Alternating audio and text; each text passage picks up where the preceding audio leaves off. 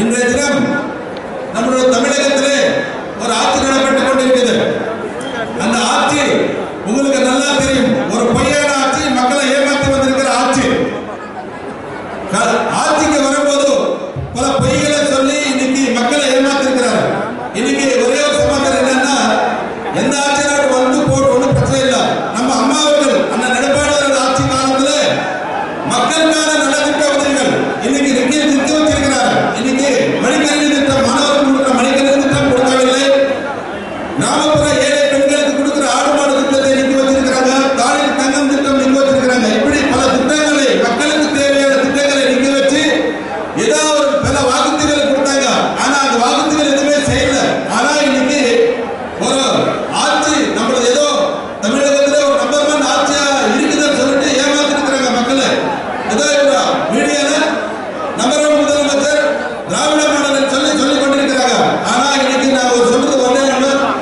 இன்னைக்கு ஒரு ஆட்சி, ஒரு அரசு நல்லா மக்களுக்கு செய்தனா, ஒரு இல்லாத ஆட்சி செய்ய, ஒரு சுமை இல்லாத ஒரு ஆட்சி செய்தா அந்த ஆட்சி மக்களை நல்லா இது பண்ணுவாங்க. ஆனா இந்த ஆட்சிக்கு வந்த திராவிட கழகம், இந்த திராவிட முன்னேற்ற கழகம், ஸ்டாலின் அவர்கள் மக்களுக்கு அவர் கொடுத்த வாக்குறுதிகள் எதுவும் செய்யலன்னா பரவாயில்ல, எல்லா அத்தியாவசிய பொருட்கள் விலையை ஏற்றியாச்சு, வீட்டு வரி ஏற்றியாச்சு, சொத்து வரி ஏற்றியாச்சு, கரண்ட் பில் ஏற்றியாச்சு. இப்படி பல உள்கட்டமைப்புக்கு தேவையான பொருட்கள் எல்லாம் விலை ஏற்றியாச்சு. இன்னைக்கு இப்படி ஏற்றிட்டு மக்களை ஏமாற்றிக் கொண்டிருக்கிறாங்க. இன்னைக்கு அண்ணா ஆட்சியில் இருக்கும்போது அண்ணன் செய்யாத திட்டங்கள் இந்த தமிழகத்தில் இந்தியாவில் எந்த மாற்றம் இல்லை.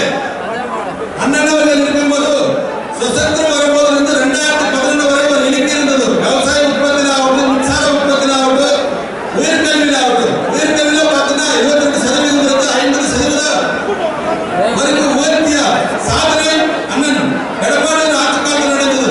அதே மாதிரி விவசாய உற்பத்தி 70 லட்சம் மெட்ரிக் டன் இருந்தது, 130 லட்சம் மெட்ரிக் டன்னாக உயர்த்தி சாதனை காட்டியது அண்ணன் எடப்பாடி ஆட்சியில். அதே மாதிரி மின்சாரத்தில் பார்க்கும்போது 2011 16 வரை, 2006 16 வரை 8 மணி நேரம் கரண்ட் இல்லை. 16,000 மெகாவாட் கரண்ட் இருந்தா இந்த தமிழகத்துக்கு 24 மணி கரண்ட் கொடுக்கலாம். ஆனா அவங்க கையால் செய்ய முடியல. ஆனா இன்னைக்கு நம்ம மாநிலத்தில் தேவையான மின்சாரம் எவ்வளவுன்னா 32,000 மெகாவாட். 16,000 மெகாவாட்டை கொடுக்க முடியாத அந்த திராவிட மாடல் ஆட்சியை வீட்டுக்கு அனுப்பி 16,000 மெகாவாட் கொடுத்தது மட்டுமல்லாமல் இன்னைக்கு 32,000 மெகாவாட் உற்பத்தி கொடுத்து 24 மணி நேரம் கரண்ட் கொடுத்த சாதனை அண்ணன் எடப்பாடி ஒரு ஆட்சி. இப்படி சொல்லிக்கொண்டே போலாம். இந்த அண்ணன் நாடாண்டு காலத்திலே, நீங்க நாடாண்டு காலத்திலே சிறப்பான ஆட்சி. இன்னைக்கு எவ்வளவு புயல் வந்தது, 4 புயல் வந்தது, கொரோனா வந்தது, எல்லாமே சமாளிச்சு மக்களுக்கு நல்லது செய்து கொண்டிருக்கிறார். ஆனா இன்னைக்கு ஒரே ஒரு புயல் வந்தது. அந்த புயல்ல ஒரு கையில சமாளிக்க முடியாம, ஒன்றும் செய்ய முடியாம சென்ட்ரல் கவர்மெண்ட் மத்திய அரசு நாடு அவர் எதுவும் செய்யல, நாம் எதுவும் செய்ய முடியல சொல்லி கொண்டிருக்காரு. அண்ணா வந்து 4 ஆண்டு காலம் மத்திய அரசு ஒரு இது சொல்லல. அவர் கொடுத்தா கொடுக்கல கூட பரவாயில்ல.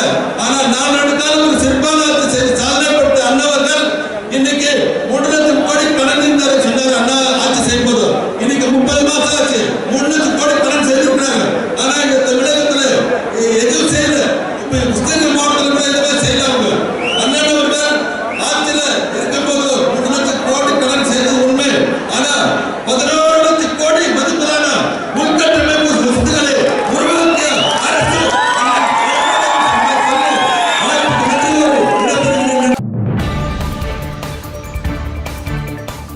செய்திகளை உடனுக்குடன் தெரிந்து கொள்ள நமது அம்மா இணையதள தொலைக்காட்சியை சப்ஸ்கிரைப் செய்து அருகில் உள்ள பெல் ஐகானை